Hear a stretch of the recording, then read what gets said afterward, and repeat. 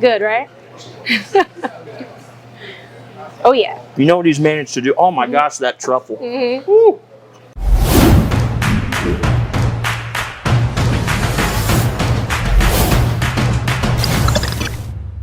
Hey friends, Greg Hudson here, host of America's Best Restaurants. What a beautiful day right now in Wake Forest, North Carolina.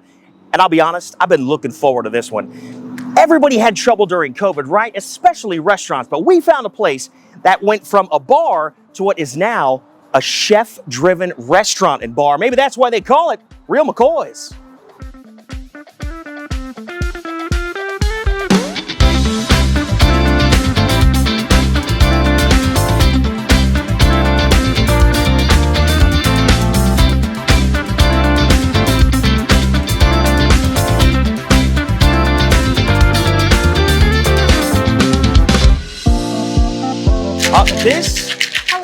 This must be Bartender of the Year, Alicia. Thank you. Did I get that right? Yes, that's my name, Alicia. But no, not that's my name. I'm saying the award. Oh, Is yes, that true?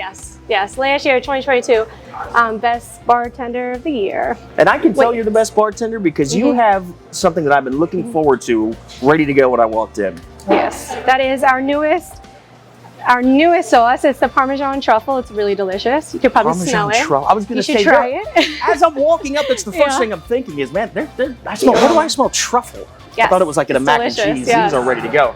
So I'm going to tell you a little bit about these because I read about these online. These bad boys are brined for 24 hours, then dried for 24 hours, then a nice little rub that they put on there, I heard. Oh yeah. And what I really love, and you tell me if this is true, the truffle that we're getting, it's like chef apparently does like an infused olive oil with truffle oil, confit garlic. Yes, he's amazing. Also, Best Chef of the Year, Wake Weekly Magazine. He is amazing. He's done wonders for our restaurant, and our sales have like jumped. We have a wonderful community, and we're just growing every single day. And did he finish these on the grill? I'm seeing like some char, some grill marks. Oh yeah. These have just been little by the grill. Flash fried and then grilled nice and crisp. That is the best way to have them. Good, right? Oh yeah. You know what he's managed to do? Oh my gosh, that truffle. We're passionate about the food and making everybody happy. And the brine just keeps that chicken so tender. Keeps it really, really tender. Yes. And the crispy skin is fantastic on this.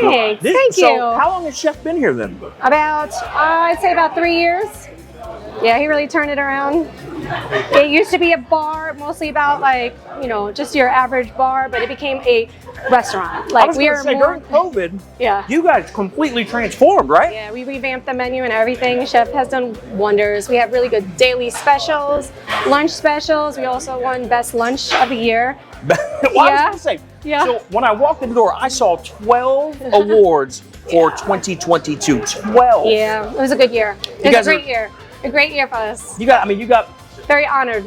Yeah, you got more accolades up there than like Phil Jackson or Michael Jordan, man. It's just all over the place. Yeah, well, we'll see what 2023 brings. Well, we would love to win Best Restaurant of the Year. That is goals. 12 isn't enough. 12 isn't enough. We need 13 awards, everybody. We need 13. Shoot for the stars. If Chef's here, I would love to meet him because if this is where we're starting, man, I want to see what else he's got going on this menu. Oh, yeah.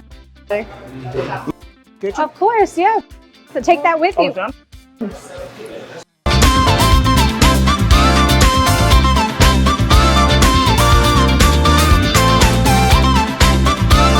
In the kitchen now with Chef, and man, I've heard nothing but great things about your foods that you've come on board. Well, thank you very much. Been working really hard. Good friends of mine, the owners, originally wanted to help them out and come in and do what we do. I got two executive chefs that work for me. My chef de cuisine, Donaldo Guzman, is fantastic. Art in the back is an old-time New York Italian chef, so we've got it covered. You got a squad here, Chef. We got a squad. Well, what are you going to be making for us right now? Right now, I'm going to do our pork belly lettuce wraps. Basically, it's going to be, we're going to add a little sesame oil here. We're going to add our pork belly. We've got a half-inch cut cooked pork belly. I got to tell you, man, pork belly is one of my favorite things to eat, but every time I try to cook it, I just get it wrong. I can't get that texture that I want. It's all about the pre-cooking of it. You know, you have to cook it for a couple hours, make it nice and tender, and that's what we do here. So I'm going to add a little bit of garlic to this. Get this You going. said sesame oil that we're using there, right? Yeah. I can smell that already. Yeah, it's the, when you do Asian stuff, sesame oil is where you want to go. where you want to go. Oh, that garlic, man! This garlic is starting to brown a little bit. When I first got here, they had a sesame seared tuna, had a sesame seared tuna on the menu. They had one color sesame seeds and no sesame oil. I was like, what are you doing? So we're gonna add a little green pepper and red onion here. I mean, just add a few jalapenos for the spice. Hey, all right. A few. Did you see Chef's handful right there? Woo! I'll stay it back. There we go. Then we're gonna hit this with a little white wine. Really? White? Whoa! Yeah, we are. And we're gonna finish it off with a poison sriracha sauce. Chef, you like to come with the spice, don't you? I do. I do. We got like a handful of jalapenos, sriracha. It's all about, my motto in cooking is, the first thing you do is you see it, it better look good. Second thing you do is smell it, better smell good. And if it does both those things, it's gonna taste good. Well, you're 2 for 2 so far, so I'm expecting it to taste pretty good. So here we go. We're gonna we're in good shape here. See, even the AVR crew back here, man, eyes fixated on Chef right now. All right, so incredible. We're gonna plate this right here. We got our bib lettuce, fresh bib lettuce, locally grown and hydroponic. Again, it's back to that locally sourced thing that I love, Chef. Yeah. I know you guys are doing a lot of that here. And this is pickled daikon that I finished this off with. And we top it with a little sesame seed and green onion. And that's our dish. That is beautiful. Let me hold this up right over here, Chef. You guys getting this right now? It's a little sneak peek. Oh my gosh. All right, Chef. Let's come over here. So, what do you recommend here, man? What I recommend here is you're going to take a little bit of daikon. And that's pickled daikon, right? Yeah, pickled daikon. So we're going to kind of spread it all over the dish. And we're going to take a lettuce wrap. And we're going to get some pork belly, some jalapeno, and all the good stuff. Put it right in there. And I'm gonna let you bite into that. Chef even made it for me. There we go.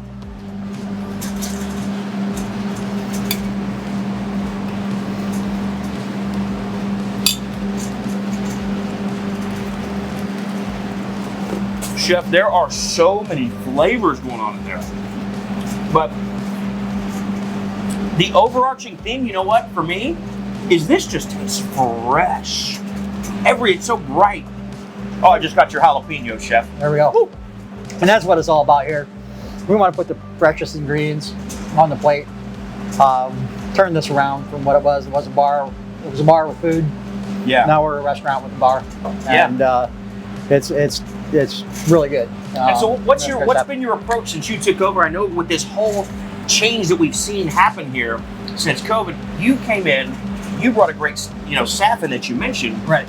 But what was the theme? When you came in here, what did you say, hey, this is what we need to start doing? We need to get the crowd that we have around us. And the only way we were going to do that was to up the food. Right.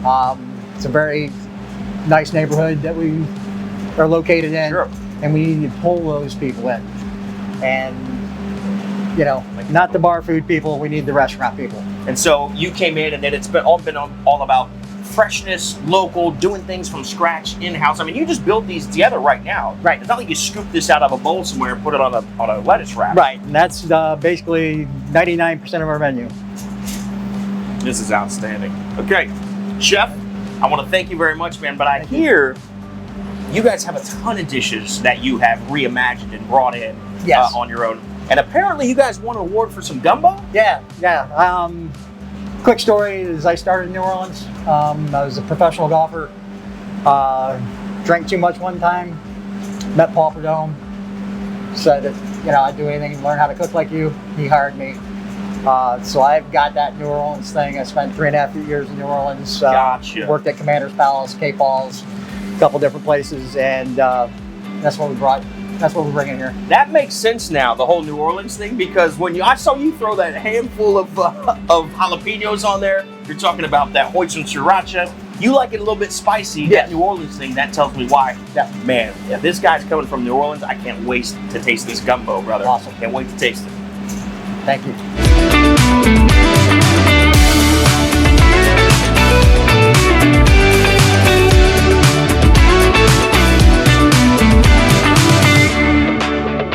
Okay, it is finally time to meet the guys behind all of this. I've gotten to meet your incredible staff, but now we get to meet these guys. It's Ben and Johnny, the two guys that are behind what has happened here at the Real McCoy. We've been working hard at it. It's taken a little time, but maybe it's looking good. First of all, the food is incredible. So we're setting up the cameras, right? And this is just staring us in the face as we're sitting here. So I want to talk about your staff here in the community, but man, first thing I saw when I walked in were all of those awards, which we're going to touch on, but I saw gumbo. Yeah. And I had to have some. Yes, it has become a staple for us. Chef Eric does an amazing job. You can't leave here without trying it. Well, not if it's the best gumbo. What? In what county? Wake County. Wake County. Oh, Wake County. Probably North Carolina. Oh, I'm taking this big piece of shrimp too. Andouille sausage.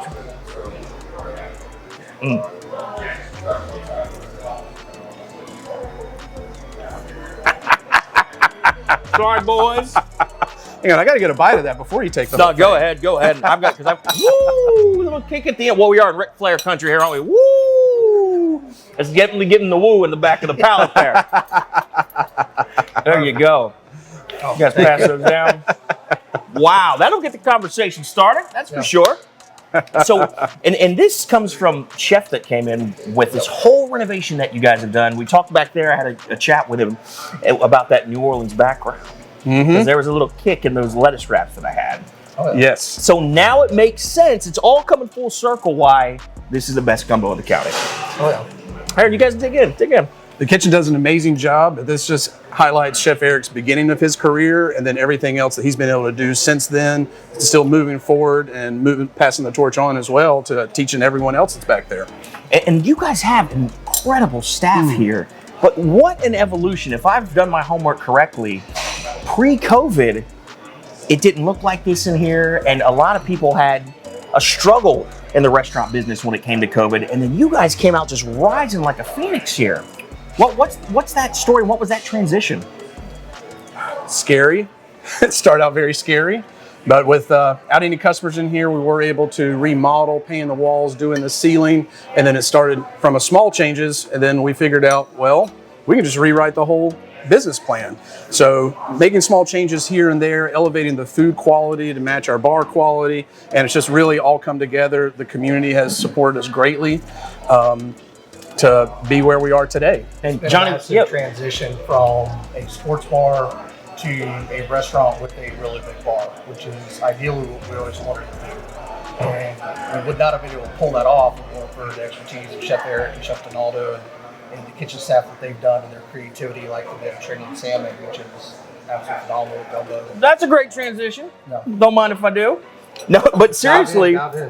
but honestly though, pre-COVID to post-COVID, what was that like? How did this happen during COVID? Like, how did you keep employees? Did you not keep employees? At the very beginning, we couldn't keep employees. By day 5, we knew we had to get some back to be able to stay open. During the renovations, we were actually able to create some jobs for our kitchen staff and servers to come in, paint a wall. We don't have any other work for you, but at least you can do this. And then by the time we were able to reopen, we already had those connections with our former staff to be able to bring them back in to be staffed again for the grand reopening, which we guess a lot of restaurants were not able to do, and they struggled. Yeah. The big transition I think that allowed us to even survive was Ben and the staff sat down and said, okay, we're going to do this. We got to convert everything to go takeout delivery, which means we've got to really shrink our menu, watch our food costs, get creative with what we're doing. And that's where the community was extremely supportive. Is we don't ever, like, we had never done delivery before that. So then we converted, and now we're doing delivery. I was a delivery driver. I was, yeah. But that's the thing. You do what you got to do to make it work when situations like COVID arise. And so, like we don't do takeout. Well, we do now. And the staff coming together as well. And like you delivering dishes around the community. So, but it sounds like, so your staff came in and helped create what this is now during COVID, and that's how that happened? One of the bartenders still complains about painting that ceiling over there. But you know what?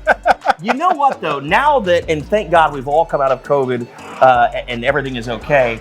I'll tell you something. If I'm a staff member that was here for that long and I stayed during COVID and I'm helping put these walls up and painting things, there's a certain pride that I guarantee they take in being a part of this as it now flourishes from where it was before. Gotta be a pride that they take. Probably the one thing that I'm most proud of post-COVID, coming out of COVID, is yes, there were modified hours, but we never had to restrict our hours beyond what the state said we could or could not do. Yeah. A lot of restaurants had to pick and choose, like, okay, we can't staff on Monday and Tuesday, so we're going to have to shut down. But because our staff was so loyal during COVID and with helping through COVID, when we were allowed to reopen, the transition was nowhere near as difficult as what a lot of other restaurants. Oh, I didn't even think about that. Because as COVID is happening, everybody is shut down, but instead of kind of throwing your hands in the air, you guys are like, well, we're going to prep for the future then. And so that way, you're right. As soon as COVID gets lifted, a lot of people are trying to put tables back in, trying to patch walls. Oh man, now we've got something leaking in the back. But you guys were just ready to go. Open doors, a brand new place. And so I'm just like thinking out loud here, but if I'm a patron here in Wake Forest, right? And I've been sitting in my house for 2 years and I couldn't go anywhere. And then this place opens and it looks nothing like it did before. I bet you guys right out of the gate were just jumping in here. Oh, absolutely. Yeah. It was really good to reopen, but the reception we got from the community with all the renovations they did, one was needed, but two was very well received. I'm sure it was. Look at this place, man. Feedback was very good. And then the food on top of it was chef, which I want to get back to food and chef here. So this sandwich, this doesn't look real. It looks like some food stylist came in and just put this together like for some commercial. So what's going on? Is this a pastrami? This is our New York pastrami sandwich. So Chef Eric makes a homemade pretzel bun. That's going to be your burger bun for this one. Also with a homemade stout mustard made with Guinness stout, real mustard seeds. We prep that in the back over fresh sliced pastrami, sauteed onions, and Swiss cheese. That sounds pretty good to me. So wait a minute. Did I catch you say he's making the pretzel bun in-house? All right, let's go. Will you guys eat? I'm just sitting there like under a microscope over here. I want the boys to dig in with me. Come on. You ain't gonna tell me twice on the gumbo. Isn't it? Yeah. Sorry, I took too big of a bite. It was really good. First time he served that to me, I thought I was eating a pretzel for the first time ever. I was blown away. That's the first thing I was going to say was you can tell that is incredibly fresh. My concern sometimes with pretzel buns is that they're going to be kind of hard and crusty and cut the top of your mouth. This is incredibly soft. Love what you've done with the pastrami. But for me, I want that mustard recipe, man. What is that? That mustard that is what ties it all together, gives it that tang. So he makes everything in-house. So that mustard is clear in-house for that dish and for the pretzel appetizer. Yeah, Chef's smiling off camera. I don't know if he's smiling or scowling, but he's over there watching, that's for sure. Chef, I love this, man, seriously.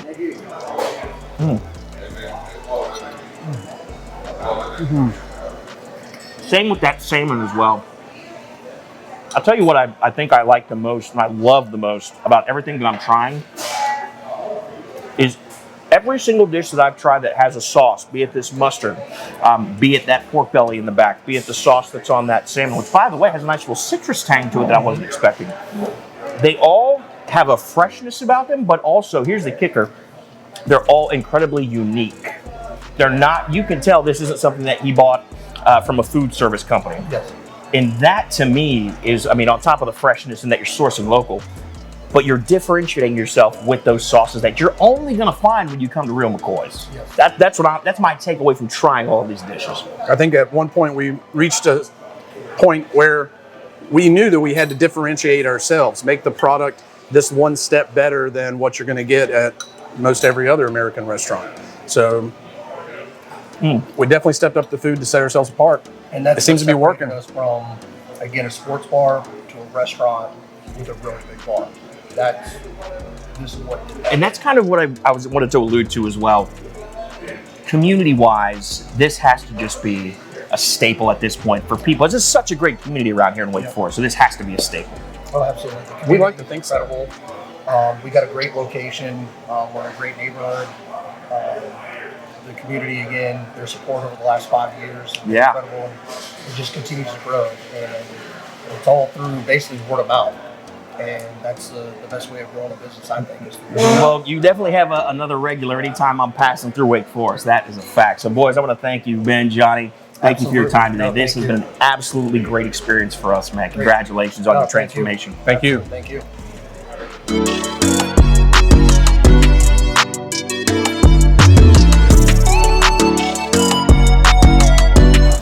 What a COVID survival story. Really a great story altogether. Rising from the ashes, man, with a chef-driven kitchen and a fantastic staff. That's why Real McCoy's is definitely one of America's best restaurants.